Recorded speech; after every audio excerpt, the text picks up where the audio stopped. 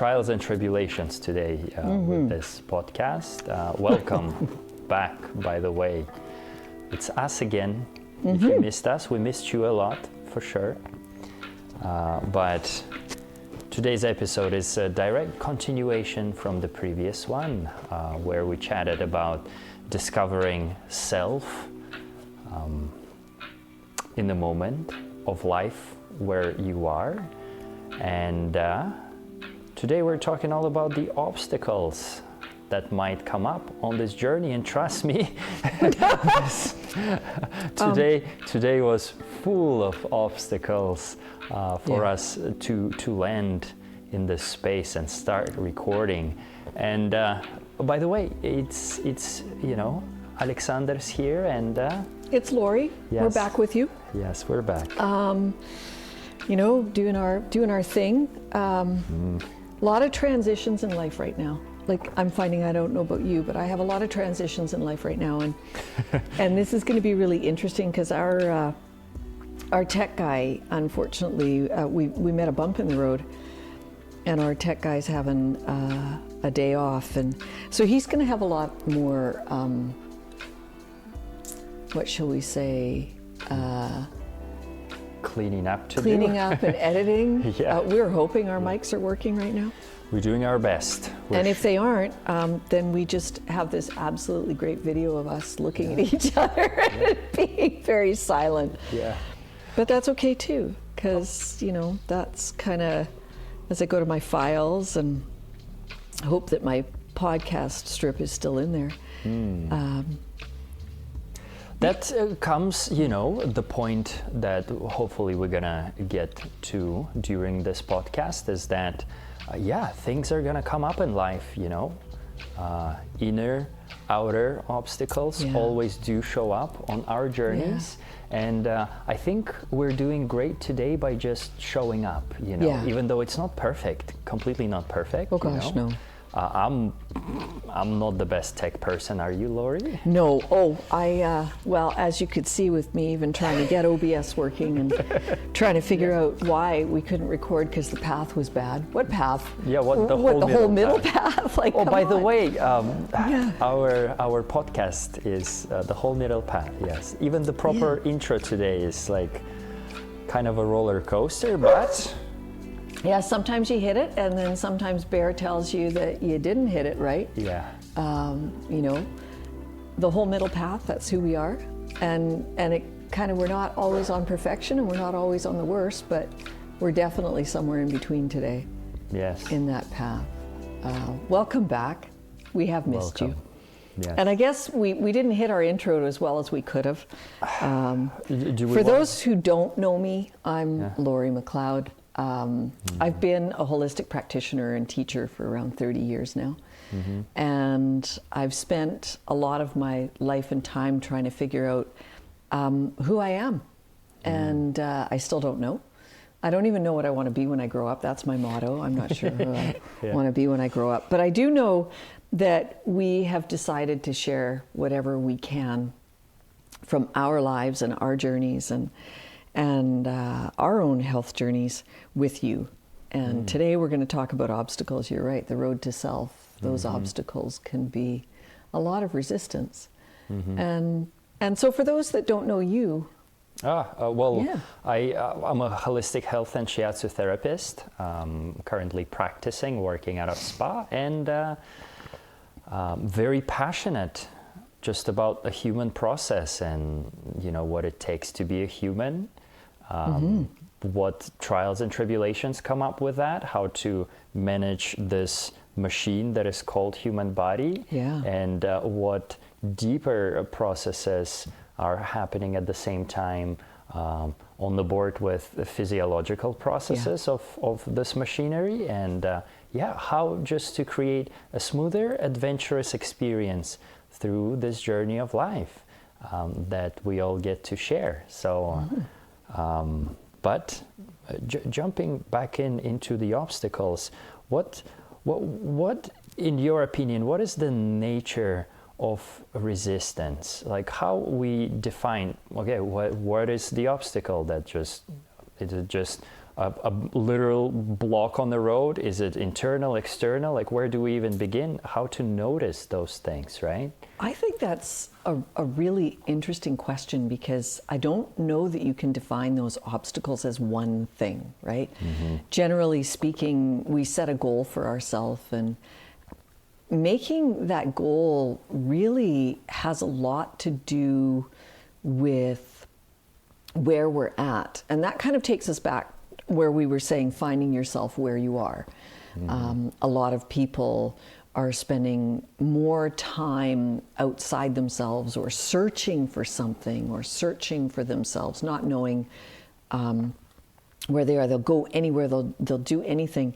And I think that in and of itself is one of the beginning of obstacles, is rather than being present in the present space, you're always searching for something outside, because whatever is holding you back from being in that present space and being able to reach those goals, I think also has to do with why you're not finding yourself. You know, there's maybe the comfort level isn't there. Maybe there's some fear. Maybe the resistance comes out of, okay, if this actually happens, what's it going to look like? Is it going to be the thing that I've wanted? Maybe past experience as well. You know, you've tried something, you've gone after it, and you've fallen on your face, and it's been a really miserable experience. It just wasn't what you thought it would be. And so then you create a new goal, and that looks so much better, but at the same time, you are held back by that thought of, well, you know, what if I'm not good enough? What if it actually works? I think that might be one of the biggest points of resistance. Like, if I find myself, if I know who I am I going to like myself? Is who I am the person I want me to be? Same thing. Is the goal that I get to the actual thing I really want? Yes. And if it is successful, what's that going to look like? What's that change going to look like? What's that going to create for me? Is it going to allow me to be comfortable? Am I going to have to step too far out of my comfort zone? Will my comfort zone even exist anymore? That's a big one. And I think I've had those thoughts as we go into our podcast too. And of course, we're not, Alexander and I, well, I can speak for myself. I definitely can't speak for you. But I think I've also had those thoughts going into this podcast. So if it is successful, what does that actually look like? Yeah. And with the goals that I'm setting for myself now, do those match up? Is there parity between them? Or am I going to be so far outside of my comfort zone in those goals that when they actually come to fruition? But I'd like to chime in too, because you mentioned comfort zone, you know, and moving through obstacles, where in my experience, comfort zone was an obstacle of mine, actually. Oh, big obstacle. It's something that relaxed me to the point where it just became so comfortable to be in a place where I was, where, you know, my insights really were urging and yearning for the new experience and growth and further pathway, but being afraid of letting go of a comfort or what is familiar or what is stable, what is just here, you know, I know it, I'm comfortable in this environment. That was one of the bigger obstacles in my recent adventure, I guess. Yeah. Well, I say that for myself too. I mean, you know, I've kept doing things in a way that I've done them that might not even have been the best way, that were actually a little bit, maybe even negative, and yet kept doing them anyway because it was comfortable. I knew it. It was easier to do something that was actually really negative than it was to step out of that and approach my life in a different way, because that was unknown. That was, you know, that was something that I had no ability to control. And there's another thing that stops us from doing things, is loss of control. right? When you're doing what you do, whether you like it or not, whether it feels good or not, you control it, you know it, it's familiar. You know how to run with the problems, you know how to fix something if it's not going right. You know all of the rules, all of the foundation and all of the rules. And if you step outside that, you might lose control. The rules might change. The focus might change. So I think that's another thing that creates resistance, and maybe one of the bigger obstacles, because how many people really want to give up control, right? Yeah, well, and I guess chiming into it with the fear of uncertainty that kind of comes in alongside with it, where you know, you don't have control of the outcome. Yeah. And to me personally, you know, certainty was such a backbone of my confidence for many years. Right. Where it was a process to soften into just, I don't know things, and it's okay for me not to know things. How are they going to unravel? But to have the certainty that, but, you know, I'm diligent enough, I'm present enough, I'm doing all the practices that we've mentioned with the last couple episodes that allow me this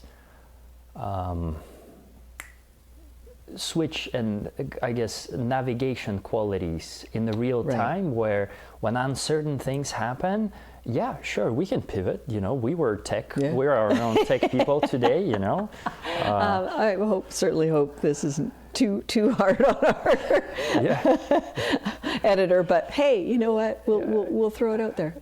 But you gotta shift, I think. If one is striving to have a successful, relatively successful life experience, you know, you gotta just find yourself in the moment of uncertainty, be fully embraced by it, respond and feel all the feelings that might arise with the process that you be feeling, just being real with it. I hated, you know, what we're going through today. Frankly, it was, you know, my brain started a bit exploding because like seeing all these options and techie things on the lighting and all, and just second day in a row, because this is the second day we had to record this episode yesterday, and it just didn't happen because you know, blessings to our tech guy and his migraine, but things not always or almost never work out 100% the way we want. And but how do we become okay with it? Well, I think that's a really relatable thing, like just even putting it out there in what we're going through right now, you know, sitting down, trying to do the tech, looking at it.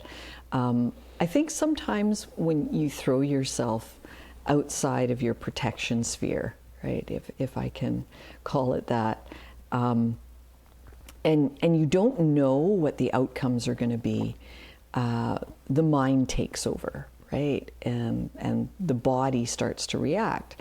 I mean, obviously, like you said, I mean, I hate this. We're going through this. The mind starts to take over, going, well, what if, and what then? And I think one of the things that we can do at that point is say to ourselves, well, nothing is good, nothing is bad. It simply is, and look at it very presently.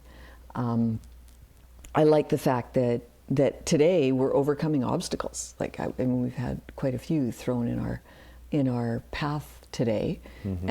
Frankly, not even finding the path for recording. But you know, you have an undefined path. What does that mean? But we take for granted that just because we set a goal, we're going to get there. And I think in this world these days, like we've got all kinds of things. We've got AI, we've got this, why can't you? What's wrong with you? It's almost like our own life is gaslighting us. We put these expectations on ourselves, and life puts these expectations on us. We have all these tools at our disposal. Like, why simply can't you do it? Like, what's your problem? The truth is, we sit under the shadow of expectations, social expectations, our own family expectations, our own expectations. And we have this idea that we live in this really technological modern world that we should just be able to just all do it. And those expectations are unrealistic. And I think those expectations are in a way not allowing us to experience things as they really are. Mm-hmm. You know, finally giving up today and throwing our hands up and going, well, let's just do it and see what we get.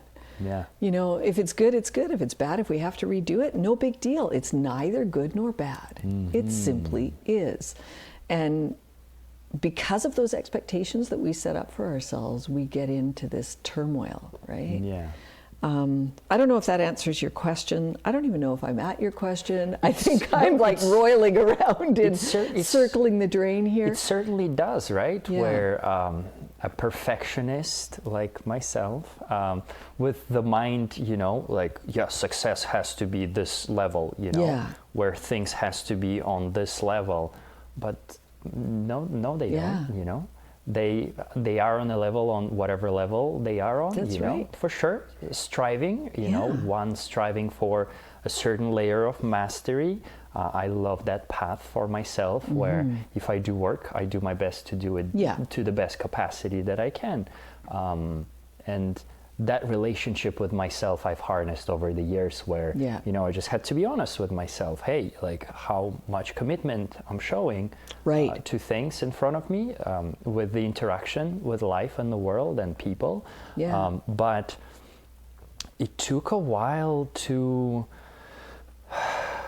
really release the charge of expectation.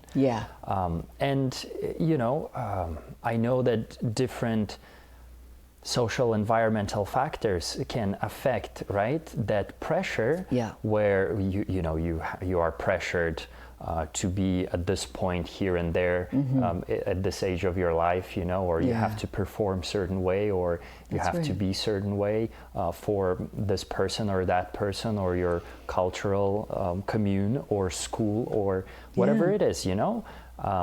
It can definitely condition, or we condition ourselves, just empowering your own journey, right?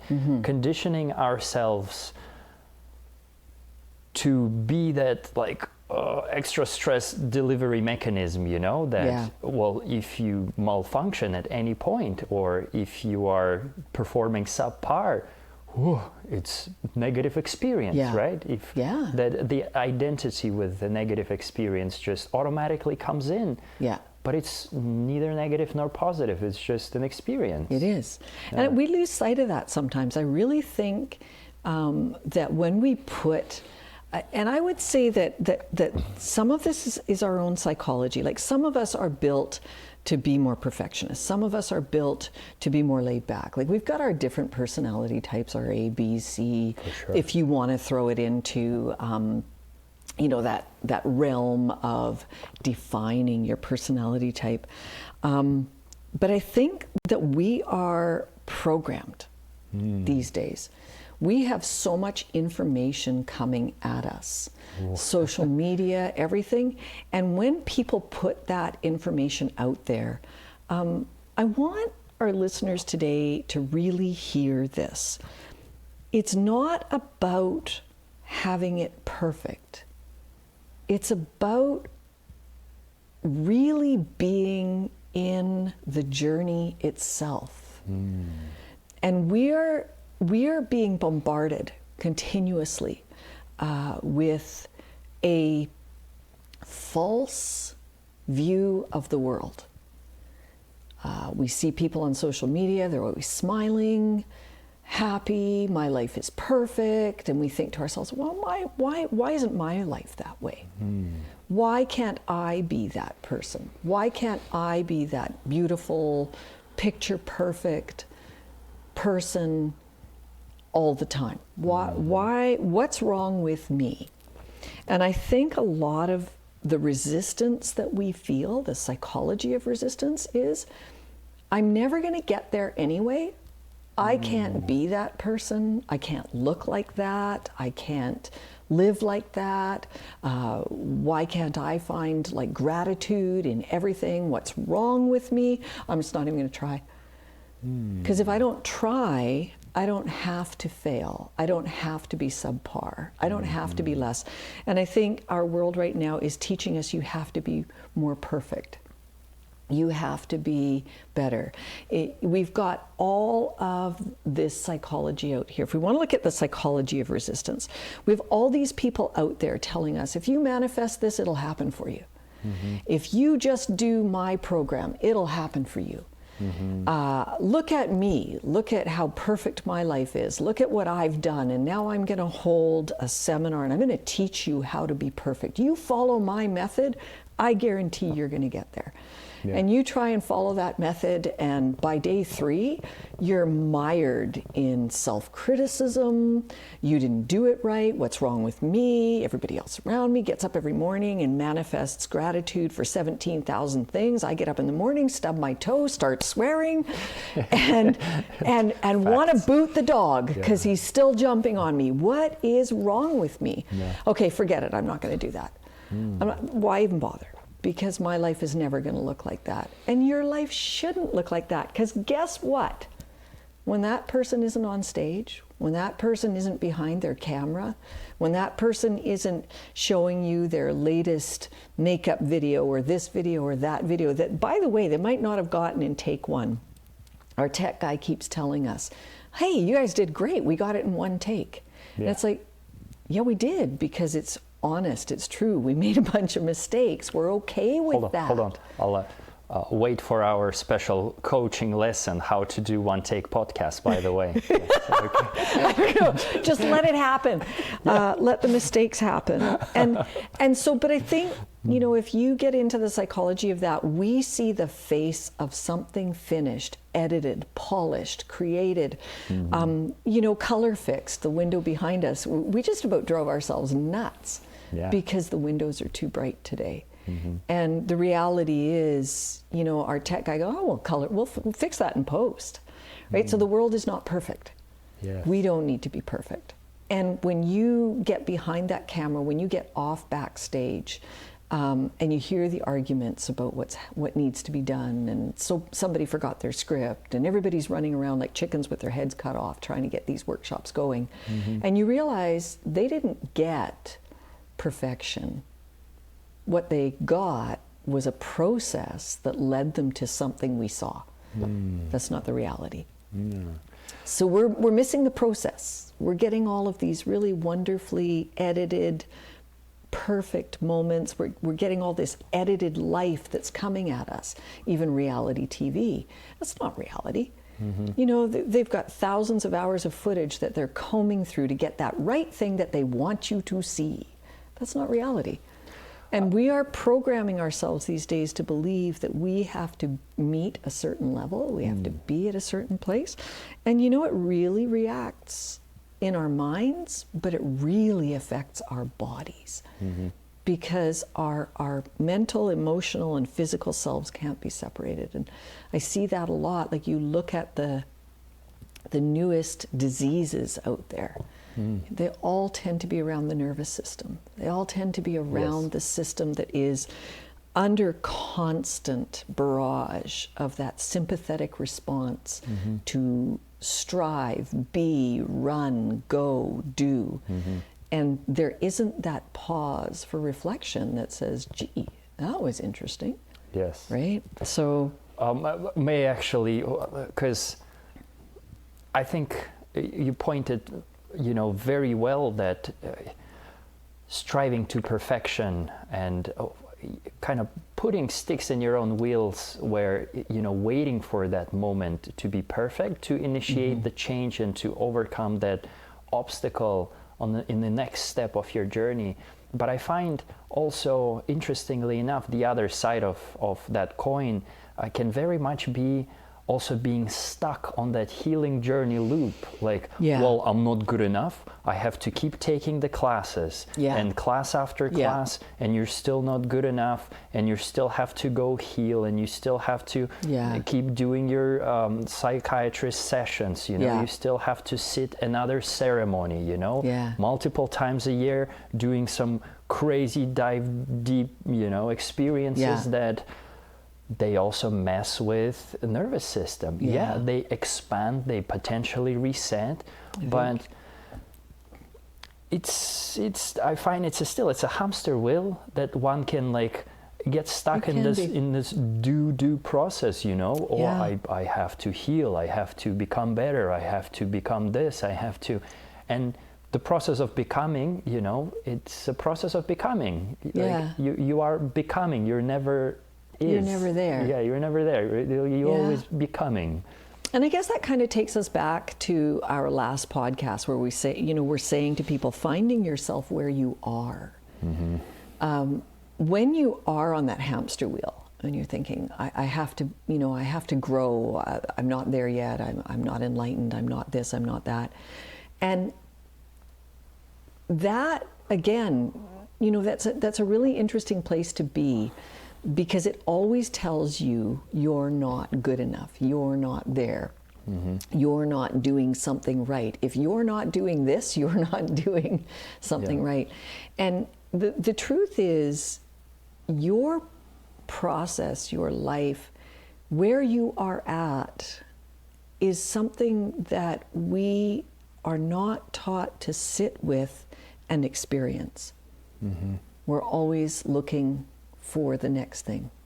We're taking the next class because this didn't work. This didn't make me who I want to be. The truth is, we are who we are. And we grow when we fall down. We grow when we hurt. We grow when we experience something. And we spend so much time, I think, looking for the growth that we forget to look at the experience. Like, you know, even today, just keeping calm through all of this and just saying to myself, this is interesting. You know, oh, look, I learned something. You know, I learned something there. I learned that I had to go back in here in the pathway and actually, you know, press this button instead of that button. That was cool. Because I'm so used to doing my online classes and it's already all set up for me. You know, tech comes and goes, just push here on your phone, just push here on your phone, just push here. Oh, don't forget to start the virtual camera. So it's kind of an interesting thing to, you know, stay calm through that process and look at what you're doing and go, you know what, I'm just going to keep with this. I'm going to keep with this process. I'm not doing anything wrong. I'm not doing anything poorly. I'm simply developing an experience. By the way, speaking of presets, the mechanisms that are preset for you that worked at some point in life, because I'm very fascinated with the concept that really helped me on the journey, you know, just exploring things with my own body and how which safety mechanisms, you know, flare up at what time. But there is an interesting thing of genetic memory, right? The blood memory, where my ancestors, my predecessors, they've had vast amount of experience, right? And that it doesn't go anywhere. It is like it's a bank. Still there. Our bodies are like long-term saving accounts, you know, where they accumulate. And especially if an experience for my ancestor was like out of this realm, like woof, you know, very potent energetically, whether it was emotional, mental, physical. And their way to overcome that experience or deal with it or to keep their life through, right? It was such an potent and engraving mechanism. It's like a record, right? It chiseled that string in my own strands. So me receiving this body from my parents who received, you know, their bodies from their parents, I found that sometimes those safety mechanisms out of nowhere, they just, you know, why am I feeling this way? They kick in. They just kick in, you know? Yeah. But working with some professionals in, for me, it was a shaman lady, actually, a well-trained shaman, who also has psychology degree at the same time. So Neat. she integrates both worlds so beautifully. Yeah. And I was able to dive, I was like, why am I feeling borderline when things come up in my life and I'm about to have a breakthrough of personal success and personal movement? I'm just shutting down, and all I want to do is just be in my bed, in my room, don't want to see anybody. I just want to zone out, you know, I'm eating foods that are not, and it's like I'm observing that mechanism, but it's so difficult to overcome, you know? And is it useful to name those things or to be aware about those mechanisms in that way? Or is it, again, kind of putting responsibility as like, oh, my ancestors did that, so now I have to rewrite it? Or is it again an escapism, you know? I think it's a useful tool to note that a lot of our reactions are already programmed. Because regardless of the psychology or our learning or our intelligence or our intellect, our bodies are already programmed. They are programmed to feel fear. They are programmed to feel elation. They are programmed to feel safety.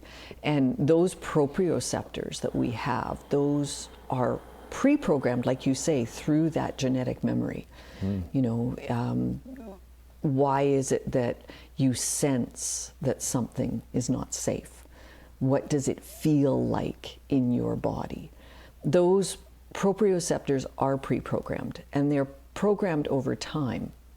Even if you take, you know, like a puppy or something like that, and they don't have world experience, there is still the ability for their proprioceptors, that little hair that stands up on end, to let them know that they're not feeling comfortable. So I think those are really important tools that we need to listen to more rather than less. We're told, oh, just ignore that. It's just, you know, you're putting up a barrier. You're doing this, you're doing that. Ignore that. It's not relevant. Intellectually, we can talk anything away. But the truth is, we live within an energetic field, and that energetic field is connected to everything around us.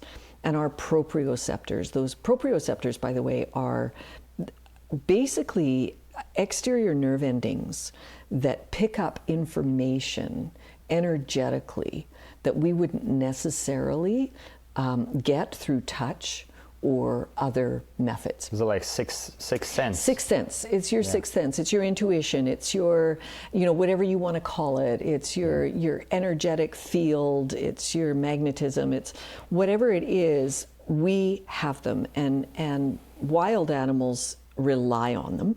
So if you're a prey or a predator, they rely on picking up on that instinctual proprioceptic moment where I know something just moved. My spidey senses My are tingling. spidey senses are tingling, absolutely. And so we have a tendency to want to get rid of our spidey senses. Our spidey senses are, again, historically, familially, genetically programmed. They're given to you before you come out of the womb screaming, right? What a way to come into a world, right? All of a sudden, bright lights and all kinds of cold and hot and different feelings coming at you. So you get used to all of those. We get used to touch. We get used to light. We get used to our five senses. And we learn to ignore our proprioceptors in our world. And I think part of that is because we have so much coming at us. Like we have a lot of stimulation. So proprioceptically, if we cut down that one avenue that's going, okay, I feel all this around me. Sometimes I get up in the morning and the proprioceptors are already singing. It's like the whole world's in a jumble today. Something's going on. And you want to shut that down because it basically overwhelms you. But I think it's important for us to start to understand and use that tool. For us to start to understand that those inklings, those things are going to reflect on us physically. So if we're finding a need to bury ourselves under the covers, if we're finding a need to go for foods that might be what we call comfort food rather than healthy food, we are overwhelmed. Or the numbing foods, I call them, the too. Numbing foods, yeah. They take away that sensitivity, right? They focus the energy on digestion to the extremes where you're shutting down, you're closing off from the world. So you feel less and it feels comfortable. So you're overwhelmed, right? You're overwhelmed. So noting that we understand that, noting that our bodies are telling us something, it doesn't hurt to sort of take that step back and sit and say, okay, what am I overwhelmed about? Yes. You know, start to go into the body. What is it reacting to? Where am I feeling this? Am I feeling this deep down in the lower abdomen? Am I feeling this in elimination? Am I feeling this in digestion? Is the way that my world around me coming into me is healthy, or is it at odds with my body? So a lot of times what I will say to people is, you know, if we look at the elements and we look at the chakras and we look at what they do, they also really inform us about how we're living in this world.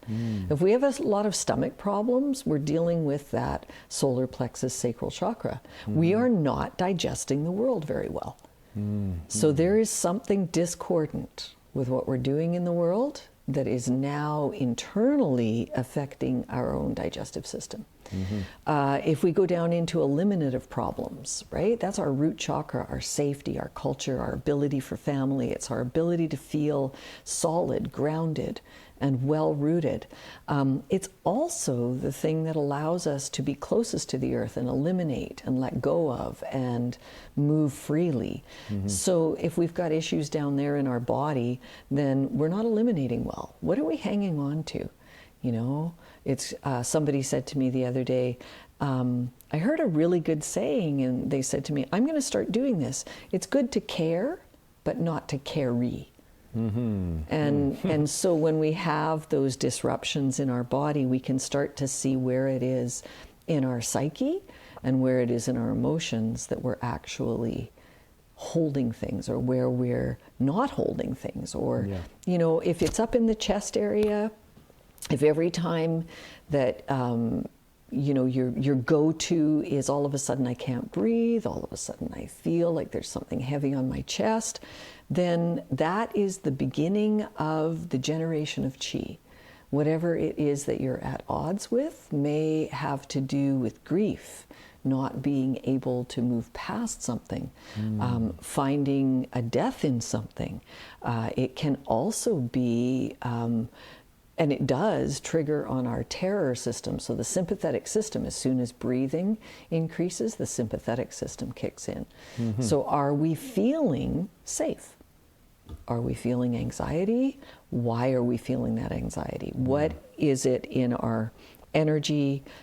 Because our proprioceptors are sending this information to us. They're telling us there's something at odds here. So, and then the body itself processes it at the level that it's coming at. So I don't know if that makes sense. Are we coming to a little conclusion then that not escaping your emotion is a very important thing? Because right, we're focusing on the obstacles on the journey to self. Because you know, I want to hide in my room. I want to, you know, I want to scream. It's not.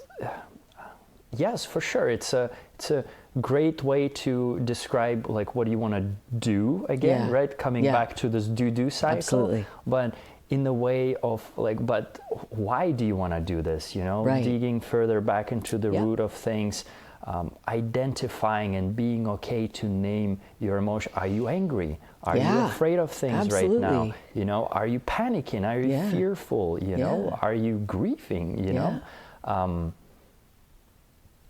I think it's very important to really not to be afraid of the shadow self in that way, where I find, a big obstacle in my life was not, always wanting and striving to be that perfectionist, right? The good, the best version of self, the guru self, the enlightened self, the whatever, but kind of shunting almost, or shutting down, or being avoidant of very human emotions, right? And not even, or being afraid to even name them, like, I'm angry, I get angry, I'm hateful sometimes, Oh, absolutely. Or I'm afraid of things, like it's a terrifying experience showing this up. This is terrifying, believe me. Showing up in front of a lot of people potentially, and potentially being scrutinized, judged, questioned. Like, am I perfect enough for this today, or like what's going on? But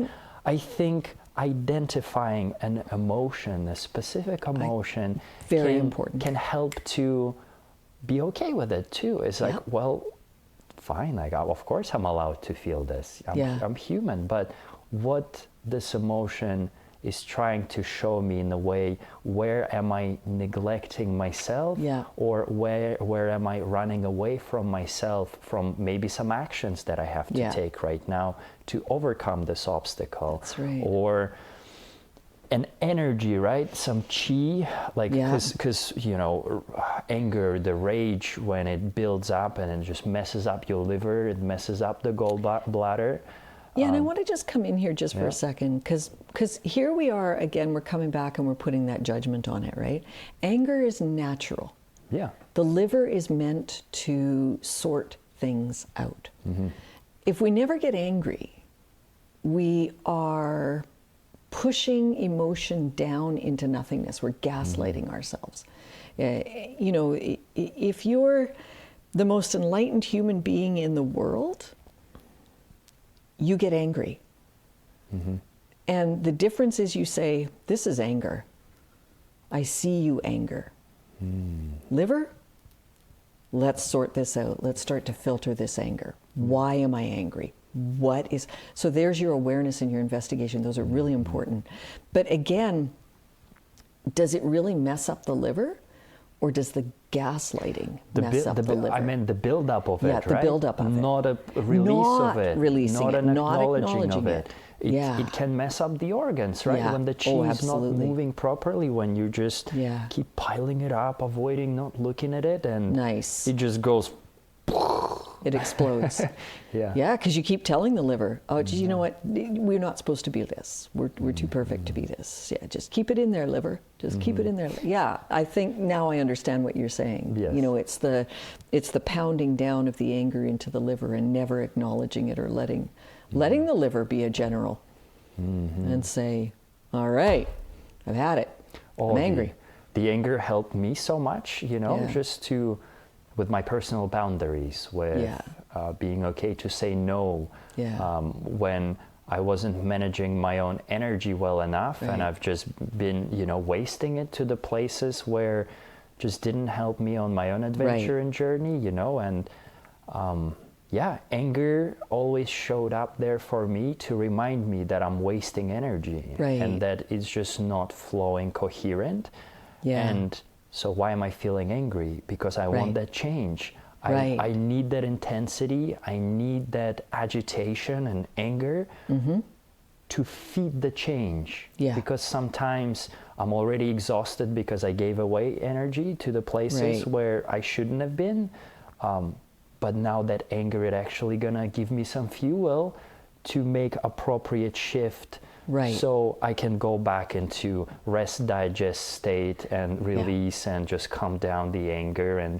But it did its work. It did its magic. And poof, I overcome the obstacle. I like that. I like the way that that acknowledgement of that emotion, that acknowledgement of that energy within you. The anger is the impetus. It is the ability for you to make the move to cross the river, to shed your skin, you have to have a reason. So you've outgrown something, just like the snake, right? You've outgrown your skin, so now you shed it, but there has to be something that helps you get there. And that anger, people are thinking, oh, well, I can't get angry because if I get angry, I'm not an enlightened person. But the truth is, it's what you do with it. So I love the way that you say, you know, it's the anger that pushed me to move towards the goal I had and gave me the extra energy I might need to overcome something. Instead of directing it out and saying a blame game, you know, the reason I'm not getting here is because you're doing this, and that anger is, again, pushed down. That anger isn't acknowledged. That anger isn't used in a way that's progressive. You take a look at it and go, well, why am I angry? You know, what is the reason I'm angry? Well, the anger belongs to me. The situation is what it is. It's neither good nor bad. It simply is. The anger belongs to me, and what the anger is fuel. It's fuel to allow me to make a change. I might not have enough energy without the anger because I'm tired. I'm worn down. I've been on the hamster wheel. I've done the same thing so many times. And so I think that's one of the other things that, you know, when you go into mindfulness, and we are really, I would say at this point, talking about mindfulness. Yeah. Mindfulness isn't becoming the Zen monk who never has an emotion. Mindfulness is the ability to be in the moment, be in the emotion, be in the activity, and investigate it. Investigate it in a way of self-responsibility. I'm in control of this. And I think that comes back to, why do we have these obstacles? Because we're no longer in control when we make big changes.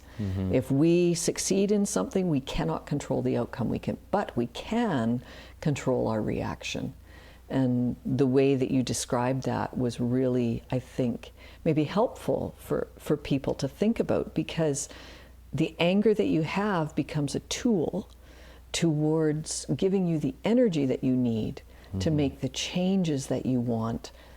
And those changes are your responsibility. Once you finally become mindful, you realize, wait a minute, I can use this for me. It doesn't belong to anybody else. Nobody can control my reaction. My reaction belongs to me. The actions around me belong to whomever does them. The actions around me, the actions within me, those are going to take place, but my reactions belong to me. And, you know, we want to talk about overcoming obstacles. Overcoming obstacles also means you have to take those actions. You have to take those feelings, those emotions, and in the reaction, come to a place where you understand how you can use it. And what you can do with it to move towards the goal you're setting. Yeah. Yeah. Fascinating experience to work with your emotions and be okay to look at things that are good and ugly alike. Where I found, you very much pointing out that acknowledging and the whole middle path, you know, bringing yin and the yang, the dark and the light, because, you know, yes, our religious beliefs, lots of them are built on this, you know, the light path, do no bad, do no harm, but in a way, unfortunately, I find it disconnects us, or disconnected for many generations, from this just a very animalistic thing, that it's okay to feel those shadow self emotions and feelings, but where the mastery of oneself comes through to use that realm is to not project it outwards. And to, yet again, to give your power away, because that's a big one, isn't it? It can be very destructive, and it can be very depleting as well, you know, because you like still giving that responsibility, blaming other people, or projecting your own insecurities and fears or lust or anger onto something else. Externally, like yet again, it just deprives one's potential to really boost up yourself and become that wholesome individual that is not shunned nor afraid to be as you are. Be yourself. Well, and a lot of times I think that's really interesting what you said. You know, you give away your power, you also give away your responsibility. And when you meet your responsibility, you grow your power. So, and you know, a lot of times we kind of, that cool word, judgment, right? Fear of judgment, fear of social pressure.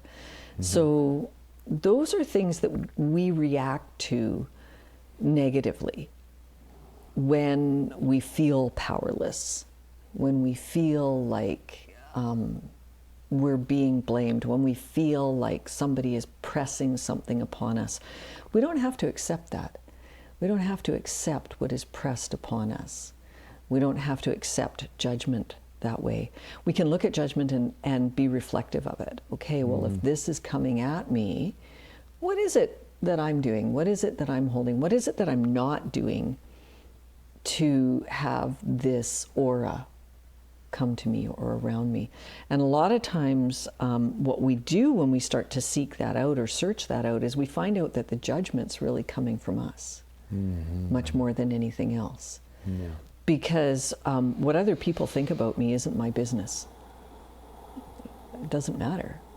Essentially, it's whether I believe it or not, and what it comes down to. Now, having said that, there also is a mirror reflection of our own actions, right? If we are continuously coming up against the same reactions towards us and not taking responsibility for those reactions, then we might also be in that delusional state of not actually seeing ourselves for who we are. Right? That doesn't mean you can't change. That doesn't mean you aren't growing. Maybe it is your light switch. Maybe it's that light bulb moment that's saying, you know what? I am the reason this is happening. And that's okay too. The need that we have to be perfect, I think, really does affect how we react to social pressure, how we react to judgment, how we react to ourselves. Because if I'm not perfect, then I've failed. And the truth is, we're born imperfect. We're born programmed to experience things based on our reactions at the moment. And we can refine those and tune those, and by using our awareness of our own emotions, our awareness of our own reactions, we can fine-tune ourselves to say, I see that. I understand that. I know that in myself. So why is that happening? And where is it settling in my being? Well, the How many times today did we say, we should just give this up and go and do something else? And what was our reaction and why? Because it's easy, right? It's easier. It's just easy to, yet again, someone will take care of this eventually, and we can reschedule and do this and that, and just fall back in our comfort zones and just be okay with just staying, where we at.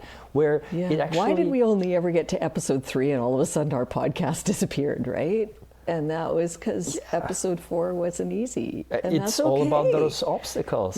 But which comes, it kind of boomerangs into the idea that I find very important as well, where life is about hero's journey, right?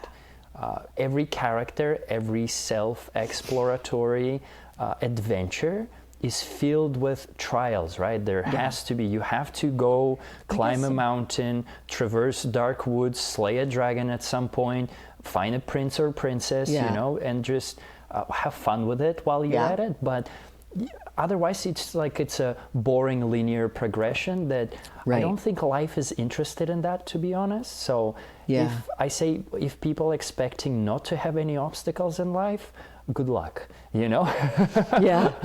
But maybe people were maybe portraying they don't have any obstacles because I've reached this perfection, or I'm the person that can tell you how you'll never have another obstacle in your life. I'm the person that can tell you you're going to have obstacles in your life. Well, let's say and you should have obstacles in your life because they're what make you grow. And maybe dealing with those obstacles, that's where the ease, I guess, and smoothness of the journey comes in. Yeah. But also what I wanted to ask you, what are your thoughts on that?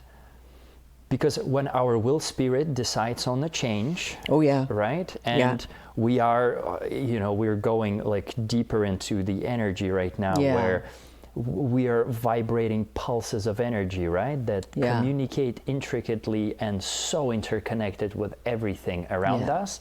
But I do have a belief, and I think my experience showed me numerous times that life will test and try you once you want to shift your reality, once you want to transurf, however you want to call it, right? Go pick a path. And if there is a smidgen of indecision within, because it's a new territory, right? You don't know what's that. So like, of course you don't have that confidence. And then life is gonna like, are you sure you want this? Yeah. I'm gonna throw a curveball. See, like, are you sure you're gonna back away? Right. Or do you really want that change? Are you really ready to manifest things? Because I think manifestation, if people were freely manifesting in real time, this would be chaos, straight up nonsense. Absolutely. Whatever happening in your head, I know it's a silly thing. And, it's like, oh, I wish I had this. It just appears, you have an elephant in your room just like that. Oh my God, chaos would ensue, wouldn't it? If we could all just manifest anything we wanted, it would be incredibly chaotic. Because it goes against the natural order of actually experiencing and building towards things. For sure. And I think this reality, the 3D dimensional, the physical reality that we have, the obstacles and the trials of life is a foolproof mechanism to make sure, okay, well, are you ready for the responsibility? Are you open enough? Are you committed enough?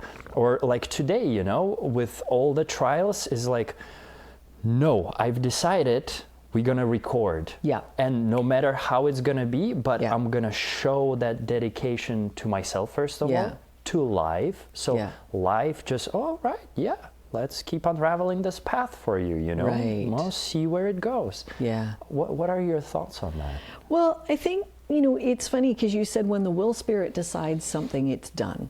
And in reality, the decision already started at the higher self. And the higher self is imperfection. There's no right, there's no wrong, there's no good, there's no bad, there's oneness, everything is beautiful, la-di-da-di-da, great. It does not feel, it does not taste, it does not smell, it does not, so everything is in that level of perfection. And then it comes down to the soul body and goes, hey, I want to try something out.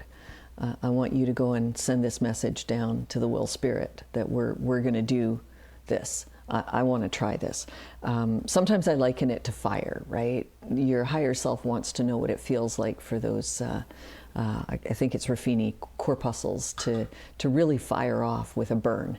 And that goes down to the soul body, and the soul body goes, oh, interesting. Okay, that's imperfection, right? Because we live in imperfection. This 3D world is the separation of oneness. It is the two interdependent aspects of good and bad that must exist in order for one to be apparent.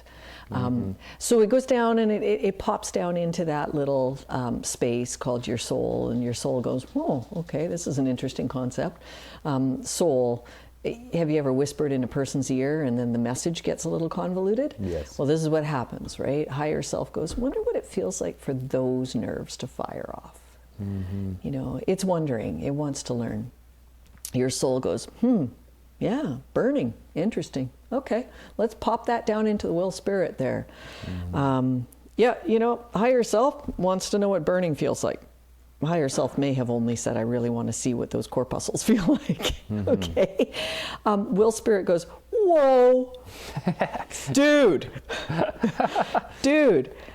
didn't we try that one time and it wasn't so great? I was like, yeah, well, the higher self wasn't around for that. It was dealing with something else at the time. We want to know. Will Spirit goes, hey, dude, you know what? There is self-preservation here. So our will spirit is our independence to be able to use our intuition, our intellect, our ability to define whether something is good or bad, to moderate and modify. Now, when you don't have a good relationship with that will spirit, you can be extreme. Incredibly extreme. And so that's when you'll find, like when I'm doing chakra work and I get to that will spirit, which is the sacral chakra, how do I fit into this world? When people are living in an extreme need for things or in extremities of any kind, they don't have a good relationship with their will spirit. They don't have a good relationship with that aspect of being that says, hey, dude, wait a minute, let's look at all of the options and pick the best one. So I think the will spirit is a little bit misunderstood. It's kind of like people say, well, if I could make my will spirit stronger, then whenever I set that goal, it'll happen. Your solar plexus, which is your goal chakra, it is the chakra that actually allows you to set goals and allows you to define who you are and where you're going and what you're going to be doing, is actually attached to your intuitional compassionate body. And there's a reason for that. Because if the will spirit just threw down this message from the higher self, which has no idea what it's like to have five senses, then the physical body would be plummeted around like it was in a dryer being whirled and squirreled until every aspect of every feeling came out. So your goal body actually attaches to your intuitional compassionate body, the body that allows you to have a knowingness, an understanding, to use all that genetic programming that's gone before, and to see what the best outcomes are, to have compassion, to remove judgment and explore things with mindfulness. And it's where the will spirit says, okay, option A, option B, or option C. Which one are you going to do? So definitely the will spirit, once it makes up its mind and it says, okay, yep, we're going to throw the body into the dryer. Let's see what happens when we tumble it around a little bit. The intuitional compassionate then goes, okay, so here are my choices. My choices are, I've set a goal for myself. So I can either rise to the adversity, but do it in a way that's comfortable for me. I can do it and then do it in an altered state so that I don't really know that I've done it. Or I can simply go and hide. I can just, you know what, I can hide. We do not have to, to reach this goal. And we can avoid. We can just put it off as long as we possibly can. So I think when we look at the different levels as they come in, then we come from our intuitional compassionate, it goes to the mental assesses, it figures out what to do with it, goes through the emotional, and then into the physical. So we have to, as we take everything that comes at us, if we really want to be mindful about it, we begin to dissect it for each and every aspect, each and every piece of it. And what does that look like? Well, if you are in a very deep anxiety about something, I love the way that you first said, I want to identify it. I'm really anxious about this. Am I anxious because it's dangerous? Am I anxious because where do I feel it in my body? Am I just not digesting it?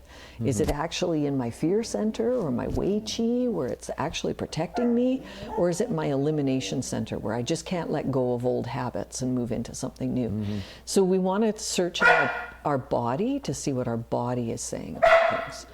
We absolutely got one going on over there, right? Yeah. He's actually letting us know that we're getting time. We're coming close, and just tying everything together in a sort of I love the school of thought of different layerings of the body connected to the energy centers, chakras, right? Because it's the belief system that definitely helped me to get better grasp and perception of life and of my own processes. And I guess my invitation today, because we still haven't decided what we're going to do for the next episode fully, but what if we go and, inviting the viewer to join us for that exploration, because I find sometimes, like maybe people who never heard of it is like, well, what are you talking about? Like the will, spirit, body, this body, that body, like what are those things? Yeah, what are those things? And how does the communication happen? What screens, the karmic processes, the genetic memory, how the personality, how it all shapes and affects the communication between different layerings of existence when it's fully unified and when it starts separating and splitting into our three-dimensional experience, and further. So how about we do that next episode? Yeah. So if you are intrigued and interested, join us then. Yeah. But today, to conclude our exploration of resistances and obstacles on a journey of finding self, any final thoughts, any motivational speeches that you have for our viewers? Well, I think it's really interesting. We're kind of evolving here. And I think following along with this, one of the things I want to say is these processes that we're talking about, these different bodies, the chakras, the different things like that, I think it's really important to begin to understand our genetic history, because they belong to that genetic history. This is where we came from. This is the belief systems we moved out of. Systems where our ancestors really understood how they were tied into everything. Not the rulers of it, not the makers of it, but tied into it. And I think if we want to work with moving forward ourselves, if we want to work with reaching those goals of overcoming some of the obstacles, we really do need to see how these things fit into us. Self-care, setting boundaries, self-trust, how they work with our self-sabotage, how they work with our compassion, and how they work with the ability for us to reform the way that we see ourselves and the way that we see ourselves in this world. So if I had any kind of advice to give, it'd be like, tune in, because I think we're starting to get into the meat of the matter. We've had a few podcasts that you've seen so far, and they've been kind of introductory. Surface. They've been allowing us to kind of explore a little bit about how, there's different routes to healing, there's different ways to healing. It's an iceberg. And we're getting a little deeper in the iceberg, and it's melting off a little. And again, I don't think that you can only look at it from one viewpoint. I think you really need to do a lot of exploration. So if I had one bit of advice for anybody, it's to explore each thing you come across. Explore it. Beautiful. Yeah. I love it. Well, and thank you today for staying with us, hopefully till the end, and maybe learning something for yourself and maybe applying it in your own life and seeing what kind of fun and new adventures and journeying it might bring to you. And thank you very much.